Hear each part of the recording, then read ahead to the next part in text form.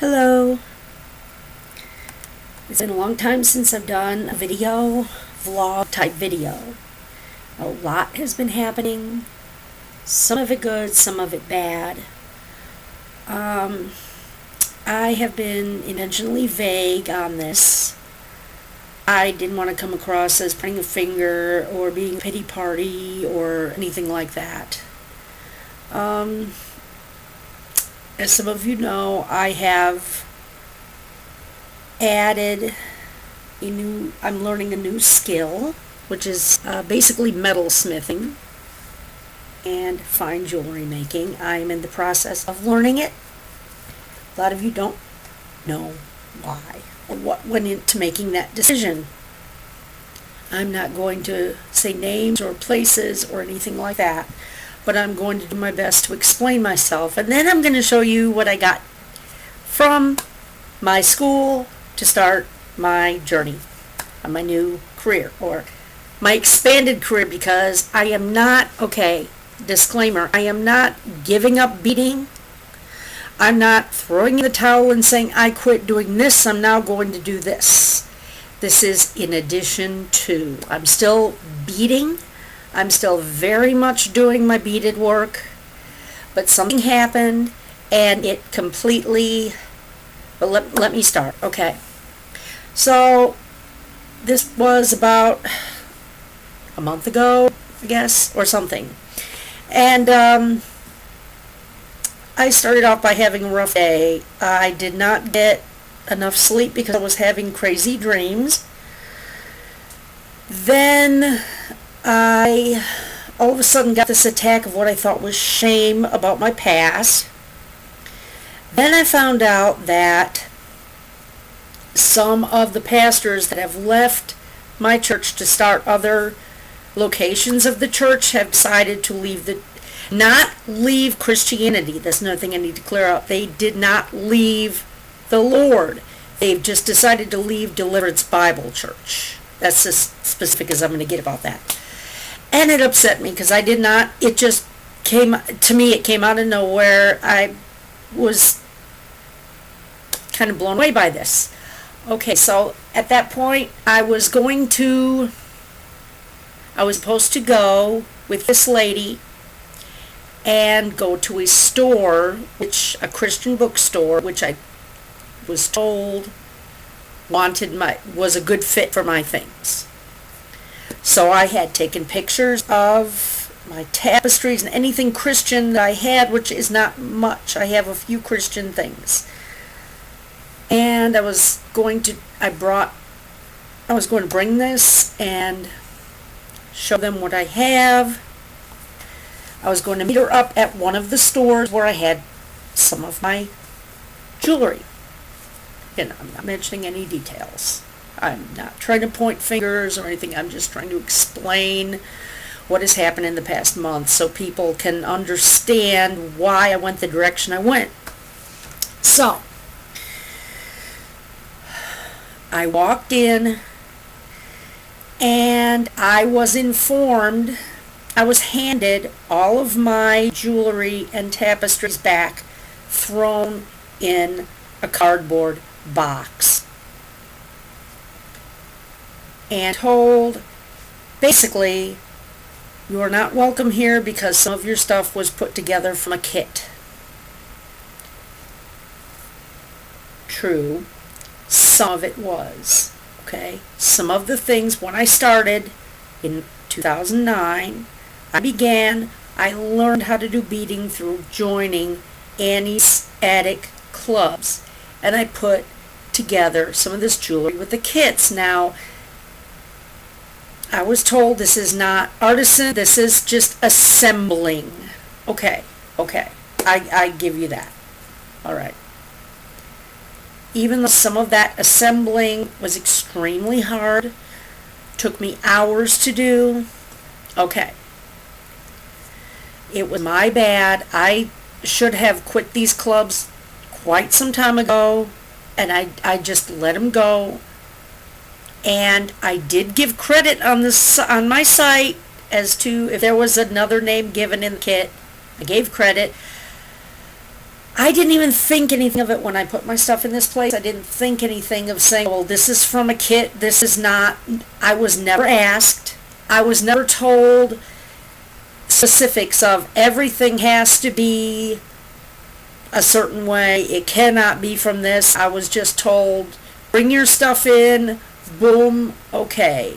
Nobody ever asked me anything about the source of it, and I wasn't intentionally hiding it. I just didn't think about it. My thought was, these are gemstones, this looks artistic, I'll include it. Now, that was only about 1/3 of what I put in this store. The rest of it was all me. My hand-beaded tapestries, some pieces of jewelry, so it was not all from kits. They got thrown for a loop because a customer came in and said, I have the same kit, this is from a kit. They immediately just packed up my stuff and just threw it in a box and handed it to me. And there's a person there that knew about this. Not once did anybody bother to call me or anything. I was told I didn't know how to approach the situation. I would have appreciated somebody calling me and asking me, Amy, is such and such from a kit? And I would have said yes, and they would have said that is not allowed. And I would have said, okay, give me my stuff back that's from the kits, and we'll leave the stuff that's not from the kits. No, this was about almost a week went by, nothing was said, and I talked to one of the people, and they didn't even hint that there was a problem. So needless to say, I was a little upset that day. I did not blow up. I have generalized anxiety disorder, and so I shut it down, went, and at first, my first reaction was, and this is when I got in the car, my reaction was, I quit. I don't want anything to do with jewelry. I'm done. I'm a failure. I screwed up. No more. I was going to pull all my stuff and quit. Okay? I was going to. Then by the time I got home, I realized, what am I doing? Why am I giving up because this happened? No. I'm going to do the opposite of what everybody expects me to quit and give up and get a real job. Okay. We won't go into why that wouldn't work right now. Everybody that I know wants me to quit and get a real job instead of this field that the Lord has told me to be in and has told me to make and sell jewelry. Specifically. You're not going to tell me that the Lord didn't tell me that. I know I heard from the Lord. So, I came to myself and went, no, I am not going to give up. I refuse to let this destroy me. I'm going to get better and make better things. I had been, since 2012, I had been considering learning how to make, instead of beaded jewelry, how to make fine jewelry, rings, gold, silver, gemstones, metal smithing, gem setting, the real jewelry, some people think of it as. When I came to myself, I said, I'm going to learn how to do that. I am not going to quit everything and be defeated. I'm going to punch the devil in the throat and go higher. Now, to learn metal smithing, there's certain different ways you can do it. I know a lady that went all the way to Paris, Texas to learn how to do it. I do not have thousands of dollars for tuition. I'm not going to leave Arlington to learn how to do this. There's a distance learning course online. It's online now. And it's $49 a month. That is right now the most economical thing for me to do. Yes, it's a total of almost $800. And yes, it's in a semi-accredited school that I'm not getting a degree, I'm getting a diploma. The point is not the piece of paper that I am or am not getting. The point is not I'm getting certified or the amount of money. The point is I am learning how to make rings and bracelets and real jewelry that you would go to a jewelry store, Zales, etc., to find. I'm learning a skill that I could not learn without doing this. This is the most economical way I could think of. $49 monthly. I thought that I would be... I got some support, but for the most part, I did not. So I'm explaining myself to show you I came close to giving up and saying, to heck with it. But I decided, punch the devil in the throat and go the opposite way. So, excuse me, I enrolled in Penn Foster, distance learning. It's online. And yes, I'm scared doing this on my own. So I am going to be looking in the future of getting some supplement hands-on, because this involves torches and saws and solder and all that. Right now I'm doing book learning. I'm learning how to determine the value of gold. And I just hit a roadblock in that. I was given 2 different formulas, and I had to find out which is the correct way, because they're slightly different values, and I want to do this. If I learn it, I'm learning it correctly. It doesn't matter, okay, Penn Foster, give blah, blah, blah, whatever. I contacted the Society of North American Goldsmiths. They're going to give me the correct answer, and I'm going to go on from there. It doesn't matter what was done wrong or right or whatever. I'm going forward. So, with that said, I'm going to show you. I got my first materials from Penn Foster. My husband is building me a jeweler's bench. Where it's going to be, I do not yet know. I went into this. It was a total leap of faith. The reason I didn't do this starting in 2012 is because I do not have a dedicated space to be using torches and saws and hammers. When this happened, I just felt I had to go for it, and the Lord will direct me. Holy Spirit will direct me. I'm going totally by Holy Spirit on this because I don't know. So, I got my first unit of materials today. Now these, yes, I know what you're going to say, these are cheapy things. Yes, they are. They are starter tools, learning tools. Once I learn how to do it, I will get more expensive. When I've made some stuff, made money, I will get the better stuff. Okay? I don't want to hear, oh, look at the cheap junk they sent you. Whatever. It's a start. That's what I found out about starting your own business, being an entrepreneur, is you need to start.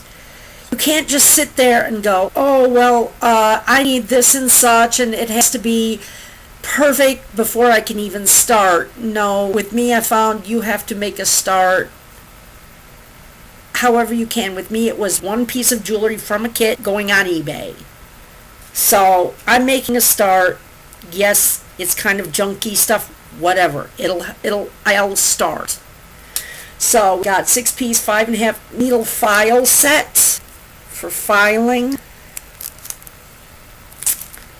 And again, yes, they're made in China, blah, blah, blah, whatever. I don't care right now. It's a start. Okay, so I got, this looks like, I'm not going to take anything out of the packages yet, because I don't want to lose anything. It looks like a square of brass and some saw blades and jump rings. You can see how small these saw blades are. That's going to be a challenge to not break saw blades. Jewelry polishing cloth. My bench pin. That I have to give to my husband because he wants to know exactly what it is he's building. He's going to build my jeweler's bench around this. And I'm going to have to add notches, and this has to go on. This goes on the jeweler's bench to support things for filing and cutting. And my jeweler's saw.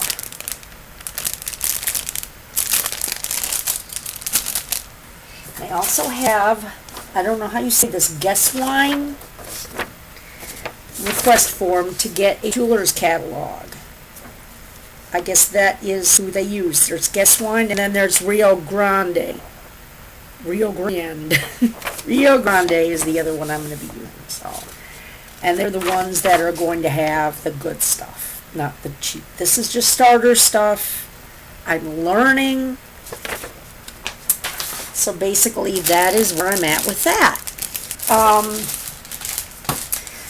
As far as the question I have with the gold formula, I'll just put that out there in case anybody knows. This probably won't mean anything to most of you, but it's calculating the value of the amount of gold in a certain piece of jewelry.